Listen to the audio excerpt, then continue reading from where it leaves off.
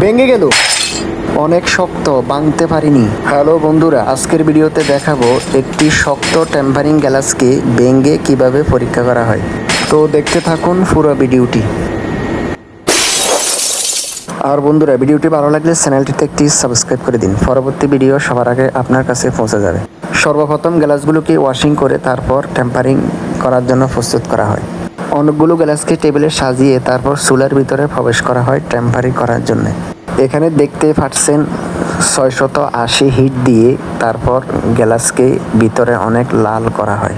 এরকম টকটকে লাল না হলে গ্লাস টেম্পার হবে না।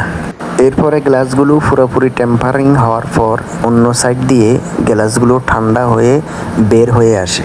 আর বন্ধুরা, আমরা সৌদি আরবের বিভিন্ন কোম্পানিতে ঘুরে ঘুরে কষ্ট করে ভিডিওগুলো করি, তাই ভিডিও ভালো লাগলে শেয়ার করবেন, লাইক এবং কমেন্ট করবেন। আর আমার পাশে থাকবেন, চ্যানেলটিতে একটি সাবস্ক্রাইব করে দেবেন প্লিজ। তারপর বন্ধুরা, গ্লাসগুলো যখন টেম্পারিং হয়ে বের হয়ে আসে, এরপরে বড় বড় গ্লাসগুলো হালকা একটু গরম থাকে। তারপর দুজন লোক মিলে গ্লাসগুলোকে টেবিল থেকে স্ট্যান্ডের মধ্যে নামিয়ে রাখা হয়। স্ট্যান্ডে নামানোর পরে এরপরে একটি গ্লাসকে ভাঙার জন্য প্রস্তুত করা হয়। বন্ধুরা দেখতে থাকুন। প্রথমে একটি গ্লাস আমি হাতে নিলাম ভাঙার জন্যে। তো গ্লাসটি আমি একদম মাটিতে ছেড়ে দিয়েছি। গ্লাসটি হাত থেকে ছাড়ার পরেও ভেঙে যায়নি, দেখুন। এরপরে আমি হাতে একটি সিলেরেস নিয়ে গ্লাসের মাঝখানে বরাবর অনেকগুলো বাড়ি মেরেছি। গ্লাসটি ভাঙে কিনে আমি চেক করতেছি, কিন্তু গ্লাসটি ভাঙেনি। যখন আমি কোনায় একটি বাড়ি মেরেছি, গ্লাসটি ভেঙে গেছে।